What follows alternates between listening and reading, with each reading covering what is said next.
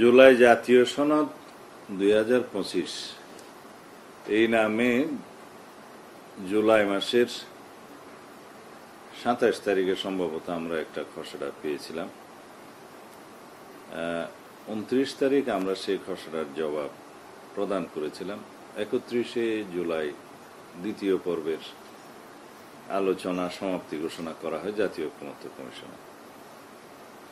সেই খসড়া ঘোষণা সনদের জুলাই জাতীয় সনদ 2025-এর একটা প্যারাগ্রাফে ছিল এই প্রতিশ্রুতি যেগুলো দেয়া হচ্ছে বা জাতীয় ঐকমত্য সৃষ্টি হচ্ছে যে সমস্ত বিষয়ে, এগুলো বাস্তবায়ন কিভাবে হবে। সেখানে বলা ছিল যে আগামী জাতীয় সংসদ গঠিত হওয়ার পরে 2 বছরের মধ্যে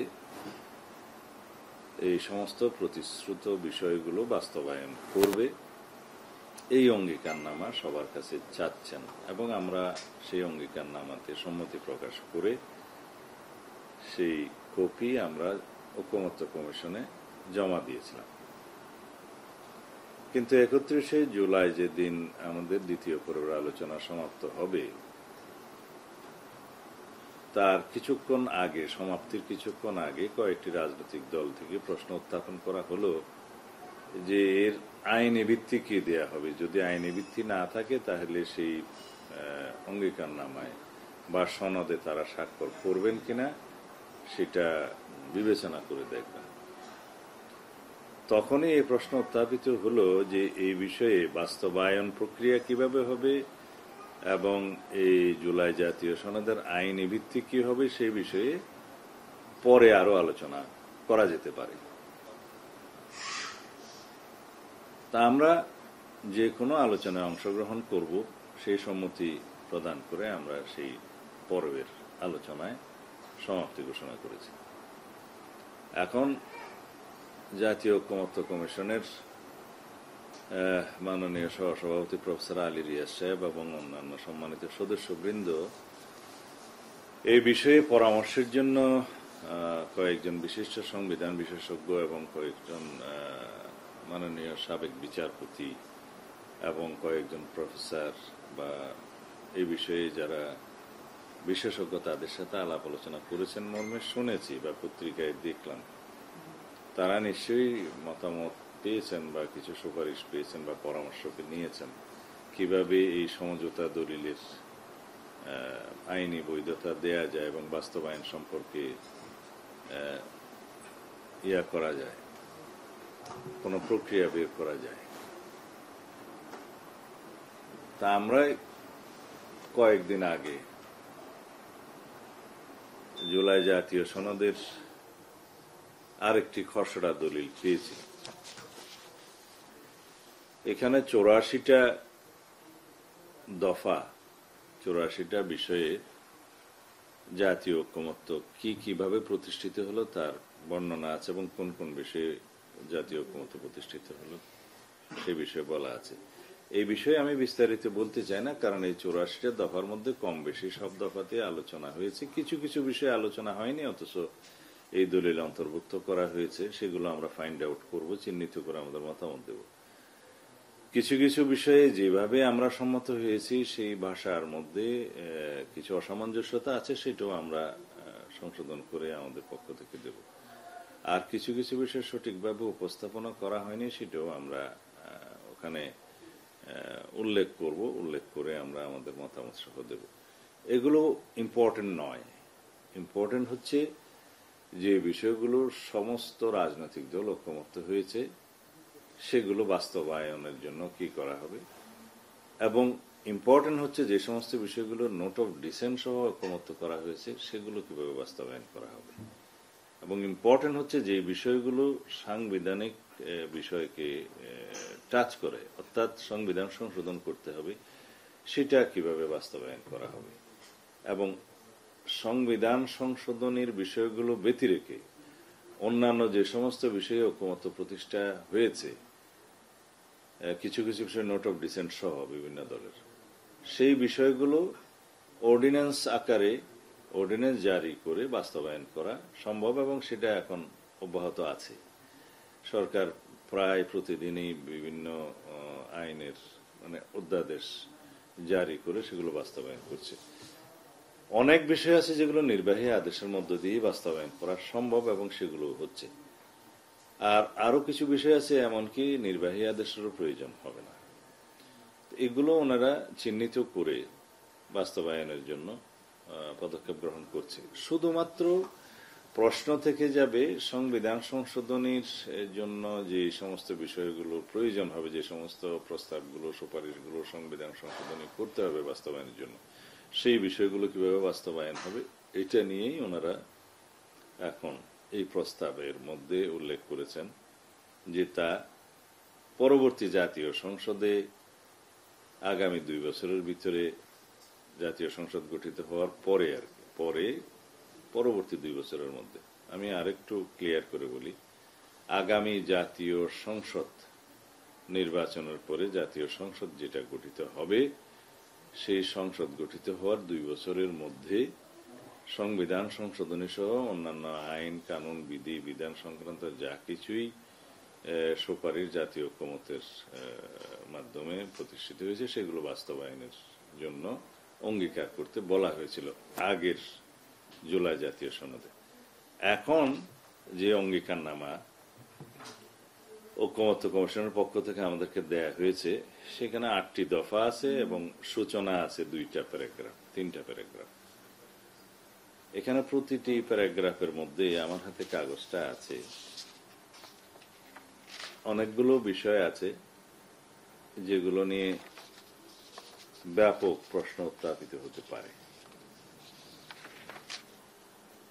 8টা দফার মধ্যে 5, 6, 7, 8 এই দফাগুলো নিয়ে সমস্যা নাই, এগুলো হয়তো 2-1টা শব্দ এবং বাক্য সাজাতে হবে, বাট বিষয়বস্তু নিয়ে কোনো সমস্যা নেই। বাট 2, 3, 4 এবং সূচনায় যেটা ভূমিকা আছে সেই ভূমিকার এই দুটো নিয়ে আমাদের কথা আছে। যেমন ভূমিকার প্রথম ধারায় বলা হয়েছে, যেহেতু বাংলাদেশের সাংবিধানিক কনভেনশনের অংশ হিসেবে 1971 সালের 26শে মার্চ হতে 1972 সালের 4 নভেম্বর পর্যন্ত দেশে কার্যত কোনো সংবিধান না থাকা সত্ত্বেও উক্ত সময়ের সকল কার্যাবলী 1971 সালের মুক্তিযুদ্ধের মহান শহীদদের প্রতি শ্রদ্ধা জানিয়ে 1972 সালের সংবিধানে সন্নিবেশিত করে এর আইনি ও সাংবিধানিক বৈধতা প্রদান করা হয়। এটা তথ্যটা সঠিক নয়। 1971 সালের 26শে মার্চ স্বাধীনতার ঘোষণা করা হয়েছে। শহীদ রাষ্ট্রপতি জিয়াউর রহমান স্বাধীনতার ঘোষণা দিয়েছেন। পরবর্তীতে on behalf of Sheikh Mujibur Rahman স্বাধীনতার ঘোষণা পুনরুচ্চারণ করা হয়েছে। সেই স্বাধীনতার ঘোষণার পরের থেকে 10ই এপ্রিলের মধ্যে এইখানে আইনি কোনো বৃত্তি দেওয়ার জন্য কোনো ব্যবস্থা ছিল না।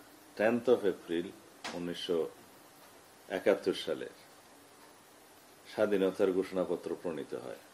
প্রণয়ন করেন কারা? যারা নির্বাচিত প্রতিনিধি ছিলেন তখন তারা অবশ্য 1970 সালের নির্বাচনে পাকিস্তানের জন্য জনপ্রতিনিধি নির্বাচিত হন, কেউ প্রাদেশিক পরিষদে, কেউ কেন্দ্রীয় পরিষদে, জাতীয় সংসদে। তারপরেও তারা জনপ্রতিনিধি ছিলেন। তারা বসে বাংলাদেশের স্বাধীনতার ঘোষণাপত্র প্রণয়ন করেন। সেই ঘোষণাপত্রে অস্থায়ী সরকারের বিধান রাখা হয় এবং সেই ঘোষণাপত্রে রাষ্ট্রপতিকে নির্বাহী ক্ষমতা এবং আইনি ক্ষমতা, আইন প্রণয়নের ক্ষমতা প্রদান করা হয়। ডিজাইন, এলিগেন্স, বিউটি, সেরা পণ্য সবার জন্য জেভিকো। তার ভিত্তিতে বাংলাদেশের প্রথম আইন, the laws continuance enforcement order 1971 10th of April প্রণীত হয়, যেটা পরে রিপিল হয়েছে কনস্টিটিউশন। সেই হিসাবে আইনানুগ এবং স্বাধীনতার ঘোষণাপত্রের ভিত্তি দিয়ে বাংলাদেশ পরিচালিত হয়েছে। তার পরবর্তীতে 1972 সালে আবার প্রভিশনাল কনস্টিটিউশনাল অর্ডার প্রদান করা হয়।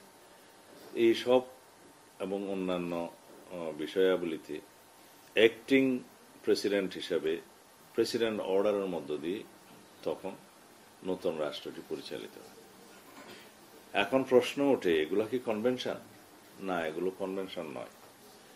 এখন ওনারা এখানে যে ভাষা বলেছেন যে সংবিধানের সন্নিবেশিত করে আইনি ও সাংবিধানিক বৈধতা প্রদান করা হয় পরবর্তীতে।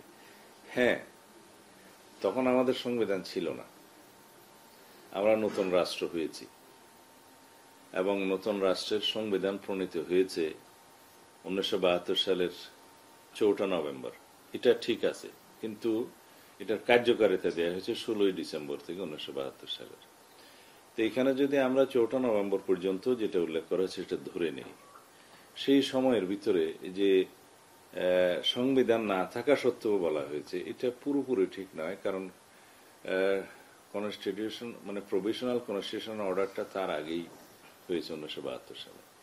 তার আগে স্বাধীনতার ঘোষণাপত্র অনুসারে প্রেসিডেন্ট অর্ডারের মধ্য দিয়ে রাষ্ট্র পরিচালিত হয়েছে, লস কন্টিনিউয়ান্স এনফোর্সমেন্ট অর্ডারের মধ্য দিয়ে রাষ্ট্র পরিচালিত হয়েছে। এগুলোকে বৈধতা দেয়া হলো কখন? যখন পরবর্তীতে সংবিধান প্রণীত হলো তখন। এবং সংবিধান প্রণীত হলেও সংসদ নির্বাচন তখনও হয়নি। জাতীয় সংসদ নির্বাচন যখন করা হলো 1973 সালের মার্চে, তারপরে জাতীয় সংসদ অধিবেশন না বসা আগ পর্যন্ত প্রেসিডেন্ট অর্ডারের মধ্য দিয়ে চলেছে।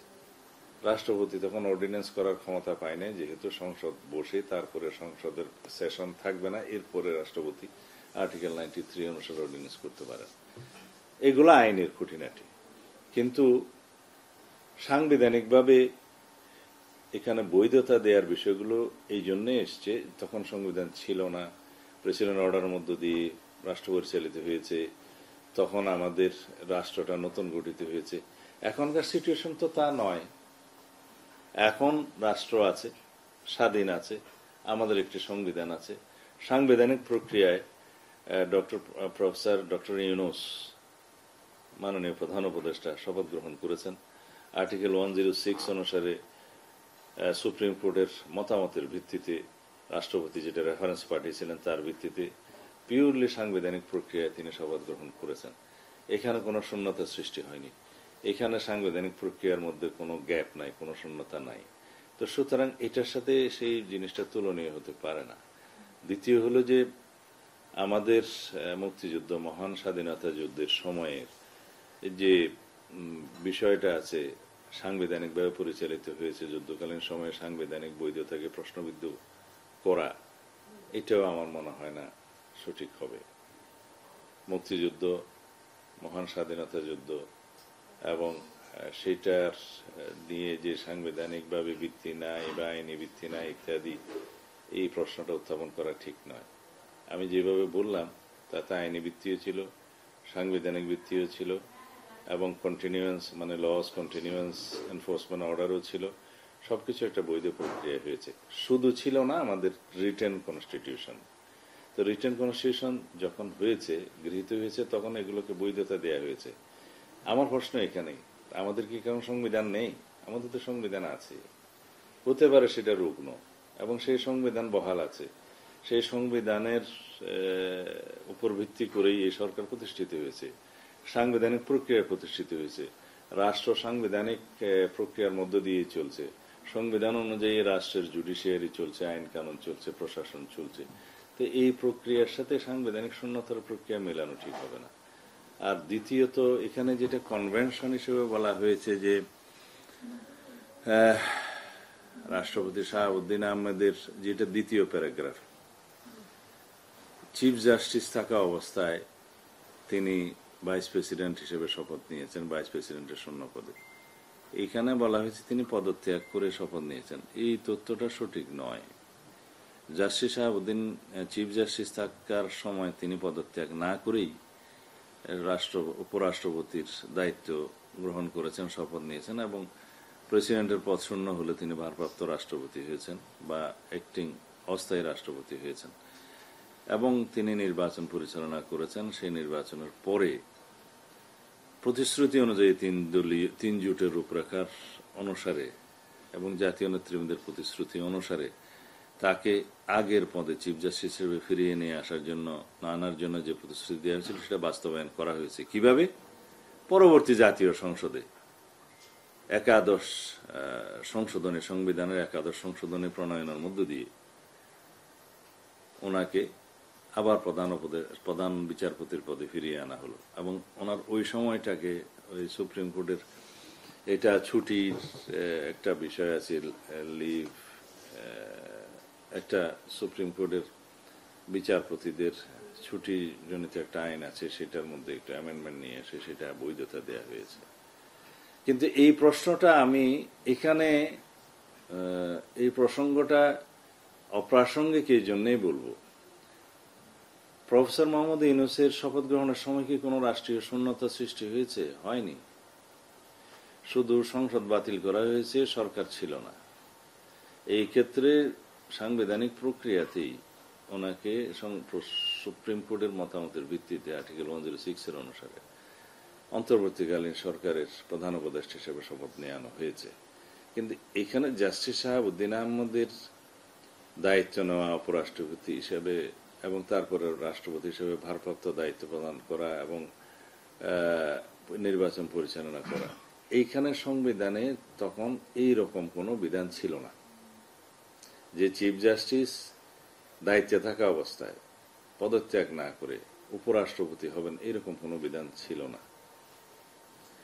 সুতরাং এই যে সংবিধানের ভায়োলেশন হয়েছে, ব্যতিক্রম হয়েছে, সেটার একটা সুযোগ ছিল সুপ্রিম কোর্টের মতামত নেয়া 106 অনুসারে আর্টিকেল। এইখানে একটা কনফ্লিক্ট অফ ইন্টারেস্ট হয়ে যেত, যেহেতু সুপ্রিম কোর্টের প্রধান বিচারপতি জাস্টিস শাহাবুদ্দিন আহমদ নিজে, সুতরাং রাষ্ট্রপতি যদি ওনার কাছেই রেফারেন্স হিসেবে পাঠাতেন আর উনি নিজেই যদি উপরাষ্ট্রপতি হওয়ার জন্য বিধানটাতে অনুমোদন দিতেন, তাহলে এখানে একটা স্বার্থের সংঘাত হতো, কনফ্লিক্ট অফ ইন্টারেস্ট হতো। খুব সম্ভবত সেই কারণে সেটা করা হয়নি, এটা আমার ধারণা। তো যাই হোক, কনস্টিটিউশন ভায়োলেশন হয়েছে, কিন্তু সেই ভায়োলেশনটাকে বৈধতা দেয়া হলো কখন? পরবর্তী জাতীয় সংসদে একাদশ সংবিধান সংশোধনী পাশের মধ্য দিয়ে। তা আমাদের কথা তো এখনো সেটা, যদি আমরা সংবিধান সংশোধনের চেয়ে এমন কিছু থাকে যে এখনই প্রয়োজন হচ্ছে, এখনই সংবিধান ভায়োলেশনের জন্য কোনো বিষয় সামনে উত্থাপিত হয়েছে, তাহলে এই বিষয়টা এখানে প্রাসঙ্গিক হতো। কিন্তু আমরা তখন সংবিধান ভায়োলেশন করছি না, সংবিধানে কোনো শূন্যতা সৃষ্টি হয়নি। সুতরাং পরবর্তী জাতীয় সংসদে যে বিষয়গুলো সংশোধিত হতে অসুবিধা নেই, সেগুলো এখন আমরা সংবিধান ভায়োলেশনের জন্য কোনো প্রয়োজনীয়তা যেহেতু নেই, সুতরাং এই প্রসঙ্গটা এখানে আমার মনে হয় অপ্রাসঙ্গিক। এখন আসি মূল বক্তব্যে, যে জুলাই জাতীয় সনদের যেটা প্রস্তাব করা হয়েছে আমাদের সামনে, তার দফা 2, 3, 4 যে কথাগুলো এখানে বলা হয়েছে,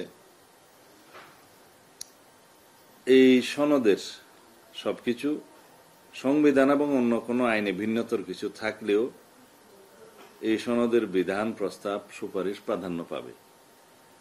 তার মানে হচ্ছে এটা সংবিধানের উপরে। তো কোনো ডকুমেন্ট, কোনো সমঝোতা, দলিল কি সুপ্রা কনস্টিটিউশনাল ইনস্ট্রুমেন্ট হতে পারে, বা একটা এক্সট্রা কনস্টিটিউশনাল ডকুমেন্ট হতে পারে? আমি এটাকে সুপ্রা কনস্টিটিউশন ইনস্ট্রুমেন্ট হিসেবে বলতে চাই, নট এক্সট্রা। তো সেটা হতে পারে না। আমরা সংবিধানের মধ্যে থেকে আইনি, বৈধ এবং সাংবিধানিক প্রক্রিয়ায় কিভাবে এই সমঝোতা দলিলটাকে গ্রহণ করতে পারি, বাস্তবায়ন করতে পারি, সেই চিন্তায় আমাদেরকে করতে হবে। এখন যদি বলা হয় যে এই সমঝোতা দলিলের সবকিছুই সংবিধানের উপরে প্রাধান্য পাবে, তো তাহলে পরে এটা একটা ব্যাড প্রেসিডেন্ট সৃষ্টি হবে, ভবিষ্যতের জন্য একটা খারাপ নজির সৃষ্টি হবে। যদি 5-10 বছর পরে অন্য কোনো একটা সিচুয়েশনে সবাই বসে যদি বলা হয় যে এই দলিলটা সংবিধানের উপরে থাকবে, সেটার মানে একটা নজির দেওয়ার মতো এই বিষয়টা থেকে যাবে। তো একটা পুরো জাতির জন্য আমরা ব্যাড প্রেসিডেন্ট ক্রিয়েট করাটা ঠিক হবে না। তারপরে বলছে আপিল বিভাগে যে কোনো প্রশ্নের চূড়ান্ত মীমাংসার মানে এই সনদের কোনো বিধান, প্রস্তাব বা সুপারিশের ব্যাখ্যা, মানে এই জুলাই জাতীয় সনদের যে কোনো রকমের বিধিবিধানের ব্যাখ্যা চূড়ান্ত মীমাংসার এখতিয়ার বাংলাদেশ সুপ্রিম কোর্টের আপিল বিভাগের উপর ন্যস্ত থাকবে। তখন আপিল বিভাগের উপর কি আমরা এরকম কোনো আইন ন্যস্ত করতে পারি? আপিল বিভাগ হচ্ছে সুপ্রিম কোর্ট একটাই আদালত, কনস্টিটিউশনাল কোর্ট, তার দুইটা বিভাগ। এখন আপিলের ডিভিশনে কোনটা যায়? হাইকোর্ট ডিভিশন থেকে যে কোনো রায়ের বিরুদ্ধে আপিলেট বিভাগে আপিল হয়। তাছাড়া অন্যান্য যে কোনো বিষয় কনস্টিটিউশনালি অ্যাড্রেসড যেখানে হতে পারে সেটা সম্ভবত আর্টিকেল 103 অনুসারে আপিলেট ডিভিশনে যাবে। কিন্তু এই সমস্ত দলিলটা তো কোনো ইটসেলফ অর্ডিন্যান্সও নয়, আইনও নয় এবং রায়ও নয়। তো এইখানে ব্যাখ্যা দেওয়ার জন্য কে পাঠাবে, কিসের ভিত্তিতে যাবে, কেন যাবে, সেই প্রশ্নগুলো আগে ডিসাইড করতে হবে। এই বিষয়টা কেন যাবে, কারা নিয়ে যাবে, কেন নিয়ে যাবে আপিলেট ডিভিশনে, বা আপিলেট ডিভিশনের এখতিয়ারই বা এটা কি। আমরা একটা সমঝোতা দলিলে স্বাক্ষর করলাম, সেটা আপিলেট ডিভিশন এখানে ব্যাখ্যা দেওয়ার জন্য কোনো এখতিয়ার আছে কিনা, সেই এখতিয়ারটা কি, এইটা খুঁজে বের করতে হবে এটা বলার আগে। আর আরো একটা বিষয় যেটা হয়েছে, এটা খুবই অবজেকশনেবল, যে জুলাই জাতীয় সনদ 2025-এর প্রতিটি বিধান, প্রস্তাব ও সুপারিশ সাংবিধানিক আইনগতভাবে বলবৎ হিসেবে গণ্য হবে বিধায় এর বৈধতা, প্রয়োজনীয়তা এবং জারির কর্তৃত্ব সম্পর্কে কোনো আদালতে প্রশ্ন তোলা যাবে না।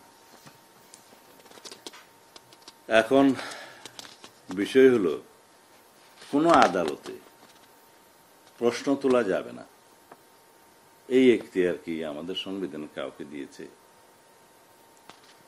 যে সমস্ত বিষয় সংসদের সার্বভৌম হাউজে আলোচিত হয়, সংসদের কার্য বিধি, এগুলো শুধু আদালতে উত্থাপিত করা যায় না। যে সংসদের ভিতরে যা কিছুই আলোচিত হবে সেই বিষয়গুলো নিয়ে আদালতে প্রশ্ন উত্থাপন করা যায় না। ওইটা হচ্ছে সোভারেইন পার্লামেন্টের একটা প্রিভিলেজ অথবা ইমিউনিটিস। আমরা বলতে পারি যে হাউসের মধ্যে যা কিছু আলাপ হবে, যা কিছু প্রসিডিং হবে, সেটা এমনকি আদালতের বিরুদ্ধেও যদি কেউ বক্তব্য দেয়, সেটা আদালতে প্রশ্ন তোলা যায় না। কিন্তু এছাড়া আর একটা বিষয় আছে আর্টিকেল 125 খুব সম্ভবত, যে নির্বাচন কমিশন কর্তৃক ডিলিমিটেশন ইত্যাদির ক্ষেত্রে যে সিদ্ধান্ত দিবে এটা চূড়ান্ত, এটা আদালতে যায় না, এরকম একটা বিধান লেখা আছে। তো এখানে এছাড়া অন্যান্য যে কোনো বিষয়ে আদালতে প্রশ্ন তোলা যাবে না, এই কথাটা আমার মনে হয় এটা সঠিকভাবে উচ্চারিত হয়নি। এটা অন্য কোনো ল্যাঙ্গুয়েজ ভাষায় হয়তো লেখা যেত। এখন কর্তৃত্ব, আইনগত গণ্য বা জারি করার কর্তৃত্ব সম্পর্কে, জারি মানে এটা হচ্ছে অ্যাকশনে যাওয়া আর কি, এক্সিকিউট করা।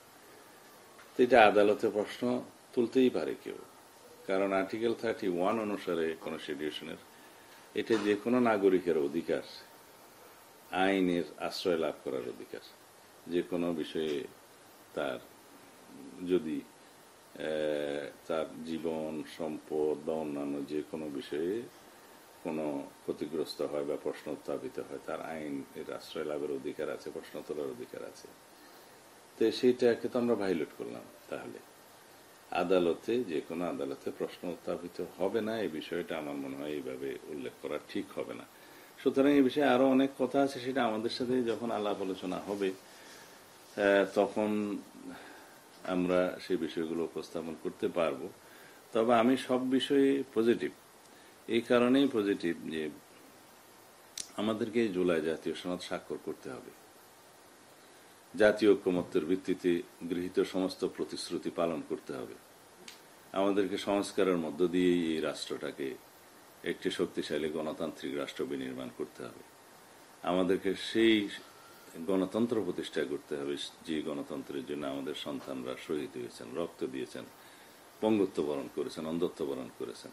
তাদের সেই প্রত্যাশা, জাতির যে প্রত্যাশা, আমাদের যে অঙ্গীকার, সেগুলো আমাদের বাস্তবায়ন করতে হবে। সুতরাং আমরা সবাই বসে এর একটা আইনগত বৈধ এবং সাংবিধানিক প্রক্রিয়া বের করতে পারবো এই বিশ্বাস আমার আছে।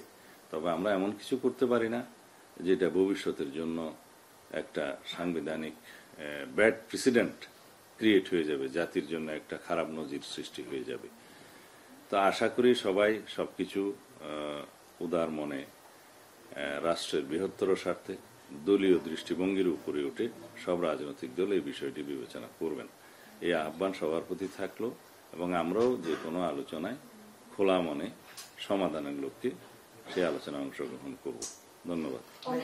8 নম্বরে একটা কথা আছে যে কালক্ষেপণ না করে পরবর্তী জাতীয় সংসদ নির্বাচনের আগেই এই অনেকগুলো বিষয় বাস্তবায়নের কথা। তো আপনারা তো অনেক বিষয় আলোচনা করেছিলেন, নোট অফ ডিসেন্টের অনেক বিষয় ছিল, তো কি কি আসলে বাস্তবায়ন করা সম্ভব? 8 নম্বর দফা সম্পর্কে খুব বেশি বিতর্ক নেই, তবে একটা লাইন যেটা আপনি বলেছেন যে পরবর্তী জাতীয় সংসদ নির্বাচনের আগে সরকার ও অন্যান্য সংশ্লিষ্ট কর্তৃপক্ষ সমূহ সম্পূর্ণ বাস্তবায়ন করবে। কি এখানে প্রতিশ্রুত যে সমস্ত বিষয় থাকবে সেটার বিষয়ে যদি কোনো আইন কানুন বিধি বিধান যদি প্রণয়ন করা লাগে সেটার দায়িত্বকার বর্তমান সরকারের, এটাই এখানে প্রকাশ করা হয়েছে।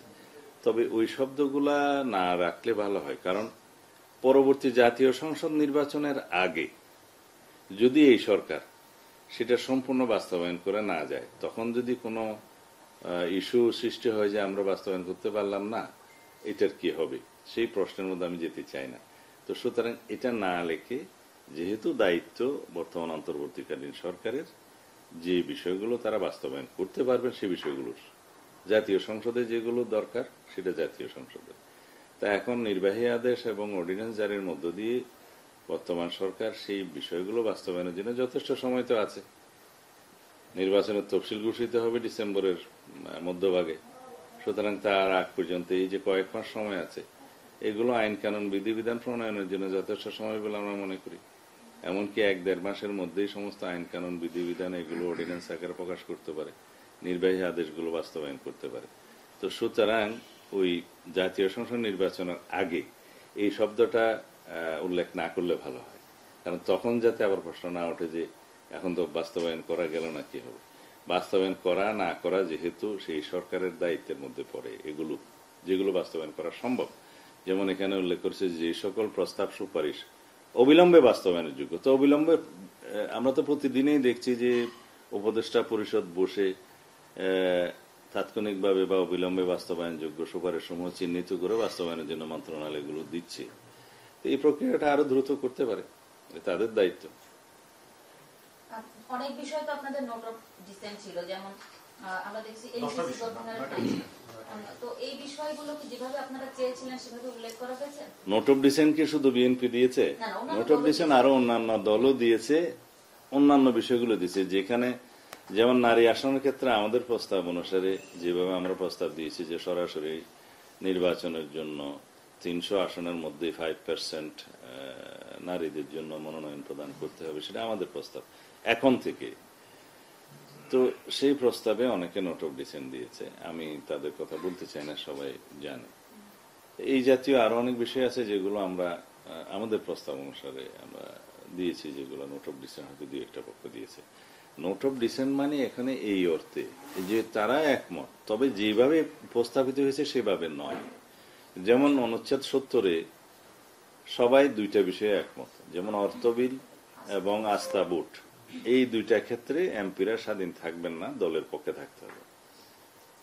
কিন্তু 3টা বিষয়ে আরো অনেকে একমত। তার সাথে 3 নম্বর বিষয়টা হলো সংবিধান সংশোধনী বিলের ক্ষেত্রে দলের সংসদ সদস্যগণ দলের পক্ষে থাকবে। আমরা 4টা বিষয় এখানে অন্তর্ভুক্ত করতে চেয়েছি। চতুর্থ হলো জাতীয় নিরাপত্তা, উইদিন ব্র্যাকেট যুদ্ধ পরিস্থিতি যদি থাকে তাহলে সেটাও এখানে এমপিদের যে দলের প্রতি অনুগত থাকতে হবে এর ভিতরে অন্তর্ভুক্ত করা হয়েছে। এটা আমাদের নোট অফ ডিসেন্ট।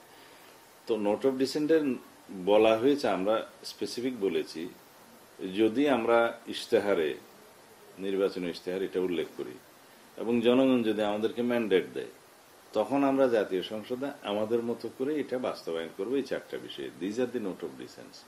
তা এখন সেই নোট অফ ডিসেন্ট গুলোর বাদে অন্যান্য বিষয়ে যেগুলো সবার মধ্যে ঐকমত্য হয়েছে, সে বিষয়ে কোনো প্রশ্ন নাই বাস্তবায়ন করতে গেলে।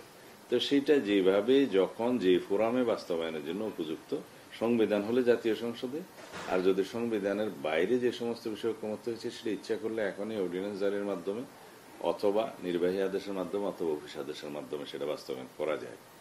মানে এই জিনিসগুলো খুবই সহজ। আমরা এখানে যতই ঐকমত্য হই, যতই দলিলের মধ্যে সই করি, সেটা চূড়ান্ত অনুমোদনটা তো জাতীয় সংসদেই করতে হবে। এই বিষয়টা যেন আমরা মাথায় রাখি।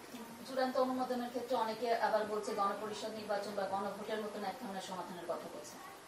এটা যার যার মাঠের বক্তব্য তারা দিচ্ছে, বাট ঐকমত্য কমিশনে এই বিষয়গুলো আমাদের এজেন্ডায় ছিল না। একটা বিষয় যেটা বলছেন যে সবকিছু সংবিধান মেনে হচ্ছে, জনগণ 06-এ সেটা করেছে, কিন্তু ধরেন যে আপনারা ঐকমত্য কমিশনে বৈঠক করেছেন, সংবিধানের কোথাও ছিল যে এটা যে ঐকমত্য এরকম বৈঠক হবে, সবকিছু আসলে সংবিধান মানে হচ্ছে কিনা সেই প্রশ্ন কিন্তু অনেকে তুলছে যে তাইলে মানে এটা পুরোপুরি একদম পূর্ণাঙ্গ সংবিধান মেনে এই সরকার চলছে কিনা, সেটা আসলে হচ্ছে আবার বল, মানে ঘটনা হচ্ছে সবকিছু এই সরকারের সংবিধান মানে হচ্ছে কিনা, সংবিধান এখানে কিছু কিছু ক্ষেত্রে ভায়োলেট হচ্ছে কিনা। আমি যদি একটা এক্সাম্পল মানে যদি দেওয়ার চেষ্টা করি, সেটা হচ্ছে এই যে ঐক্যমত্য কমিশন আপনারা সবাই বসছেন, এটা কি সংবিধানের কোথাও ছিল যে এই যে ঐক্যমত্য কমিশন গঠন হবে তারা এটা বলছে, পরবর্তীতে এই জন্য রেটিফাই, সেটা আবার পরবর্তী সংশোধনে রেটিফাইয়ের কথা আপনারা বলছেন, মূলত এই কারণে কি যে সংবিধান কিছু কিছু ক্ষেত্রে ভায়োলেট হচ্ছে, সেটা পরে সংসদে রেটিফাই হবে। তার মানে বলা যায় কিনা যে কোথাও পুরোপুরি একদম সংবিধান মেনে যে হচ্ছে সেটা না, কোথাও কোথাও হয়তো ভায়োলেট হচ্ছে। আমি আপনার সাথে একমত নই, কারণ বাংলাদেশে 5ই আগস্টের পরে 8ই আগস্ট যে সরকার শপথ নিয়েছে, অন্তর্বর্তীকালীন সরকার, সেটা কনস্টিটিউশন মেনেই হয়েছে। তা এখন জাতীয় ঐকমত্য কমিশন সংবিধান অনুসারে হয়েছে কিনা এই প্রশ্ন তো অবান্তর। এটা সাংবিধানিকভাবে তো নির্মিত হয়নি যে সংবিধান ভায়োলেট হবে। এইটা প্রধান নির্বাহীর আদেশ অনুসারে সংস্কার কমিশন নামে 11টি সংস্কার কমিশন গঠিত হয়েছে গেজেট নোটিফিকেশনের মাধ্যমে। সেটা প্রধান নির্বাহীর এখতিয়ারের মধ্যে আছে, এখানে কনস্টিটিউশনের প্রয়োজন নেই। এবং প্রধান নির্বাহীর ক্ষমতা বলে বিভিন্ন বিষয়ে প্রধান নির্বাহী যদি চান যে কোনো কমিশন করবেন, কোনো কমিটি করবেন, কোনো ইনকোয়ারি বডি করবেন, করতে পারেন। এইটার আইনি বৈধতা আছে কিনা সেটা নিয়ে যদি কেউ প্রশ্ন তোলে আদালতে যেতে পারে, যেহেতু এটা গেজেট নোটিফিকেশন হয়েছে। কেউ কি গিয়েছে? যায়নি, কারণ এই এখতিয়ারটা প্রধান উপদেষ্টার আছে। এখন জাতীয় ঐকমত্য কমিশনের যে প্রজ্ঞাপন, ভালোই হয়েছে প্রশ্নটা করেছে, সেই প্রজ্ঞাপন আমার কাছে আছে, এটা 12ই ফেব্রুয়ারি 2025। তার আগে ছিল সংস্কার কমিশনের জন্য গঠিত 6টা, তারপরে 5টা, মোট 11টা, এভাবে সংস্কার কমিশন করেছে। বাট জাতীয় ঐকমত্য কমিশন হয়েছে এই তারিখে, এসআরও নাম্বার হচ্ছে 55/2025। এটা আইন মন্ত্রণালয় থেকে হয়েছে। এই 12ই ফেব্রুয়ারি 2025-এ এই যে জাতীয় ঐকমত্য কমিশন গঠিত হয়েছে, তার টার্মস অফ রেফারেন্সের কিছু বিষয় আমি বলি। যে কমিশনগুলো গঠিত হয়েছিল, 6টা সংস্কার কমিশন, সংবিধান, বিচার বিভাগ, দুর্নীতি দমন কমিশন, প্রশাসন, পুলিশ বিভাগ এবং নির্বাচনী ব্যবস্থা, এই সংক্রান্ত যে 6টা কমিশন, সংস্কার কমিশন গঠিত হয়েছিল, তাদের রিপোর্টের ভিত্তিতে, তাদের সাথে রাজনৈতিক দল সমূহের আলোচনার ভিত্তিতে যে সমস্ত সুপারিশগুলো তারা পেয়েছিল, সেইটা বিবেচনা করার জন্য এবং বিবেচনা করে জাতীয় ঐকমত্য গঠনের জন্য রাজনৈতিক দল ও শক্তিসমূহের সঙ্গে আলোচনা করিবে এবং এই মর্মে পদক্ষেপ সুপারিশ করিবে। এটাই হলো তাদের এখতিয়ার, টার্মস অফ রেফারেন্স। এখতিয়ারটা কি? তারা রাজনৈতিক দল সমূহের সাথে আলাপ আলোচনা করবে সেই সংস্কার কমিশনের রিপোর্টগুলো নিয়ে এবং সুপারিশ প্রদান করবে। তারা সুপারিশ, সেই সুপারিশগুলো কতটা তাদের এখতিয়ারের মধ্যে করছে সেটা তো প্রশ্ন থেকে যাবে, সেটা পরে, আমি এখন আলাপ করব না। তাদের টার্মস অফ রেফারেন্সের কথা বললাম। তা এখন যদি সেই সুপারিশের মধ্যে, আলাপ আলোচনার মধ্যে, তাদের টার্মস অফ রেফারেন্সের মধ্যে সীমাবদ্ধ থাকা ঠিক হবে কিনা সেটা আমি প্রশ্ন রেখে গেলাম। টার্মস অফ রেফারেন্স অনুসারে তারা সুপারিশ করে যাক। এই সুপারিশগুলো বাস্তবায়নের জন্য তারা যে উদ্যোগ নিয়েছেন সেটা টার্মস অফ রেফারেন্সের মধ্যে আছে কিনা সেটাও আমি প্রশ্ন রেখে গেলাম। তবে এটা বাস্তবায়নের জন্য যদি তারা কোনো প্রক্রিয়া গ্রহণ করতে চায় আমরা সবসময় সহযোগিতা করব সেই আলোচনায় এখন হচ্ছে। সামনে যদি ওনারা সেই আলোচনায় ডাকেন আমরা বসবো, কারণ আমরা চাই জাতির জন্য কল্যাণকর কিছু হোক। এবং সেটা জুলাই জাতীয় সনদ প্রস্তুতের সময় যে প্রথম খসড়া দেয়া হয়েছে সেখানেও মাননীয় প্রধান উপদেষ্টা স্বাক্ষর করার কথা, সংস্কার কমিশনের মানে ঐকমত্য কমিশনের অন্যান্য সদস্যবৃন্দ স্বাক্ষর করার কথা, সেটা ওইভাবেই সাজানো হয়েছে ফরম্যাটটা, এবং রাজনৈতিক দল সমূহ স্বাক্ষর করবে। সেখানেই বলা আছে যে জাতীয় ঐকমত্যের ভিত্তিতে প্রতিষ্ঠিত বা গঠিত এই জুলাই জাতীয় সনদ যা কিছুই এখানে ঐকমত্য হয়েছে সেটা বাস্তবায়ন করবে। আগামীতে নির্বাচিত জাতীয় সংসদ গঠিত হওয়ার পরে সেই সংসদ 2 বছরের মধ্যে, সেখানে আমরা সম্মতি দিয়েছিলাম। এখন নতুন করে যে হচ্ছে আজকে যেগুলো অঙ্গীকারনামা নিয়ে আলোচনা করলাম সেগুলো নিয়ে আরো বিস্তারিত আলোচনা হবে। আমার শেষ করো।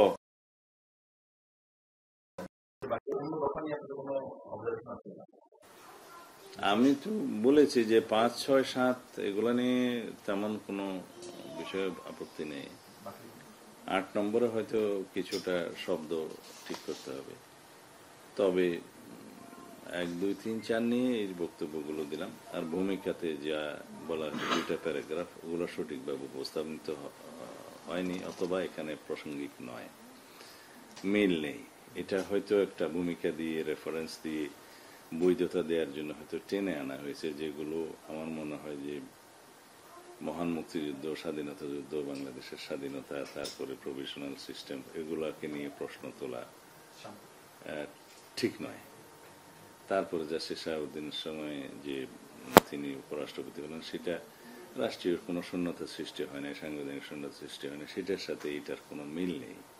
এই কথাগুলো বললাম। যাই হোক, বিস্তারিত যখন আলোচনা হবে তখন আমরা আমাদের বক্তব্য দেব না। তবে আমরা চাই সবার সমঝোতার মধ্য দিয়ে, আলাপ আলোচনার মধ্য দিয়ে এই জুলাই জাতীয় সনদটা প্রণীত হোক, স্বাক্ষরিত হোক এবং বাস্তবায়িত হোক।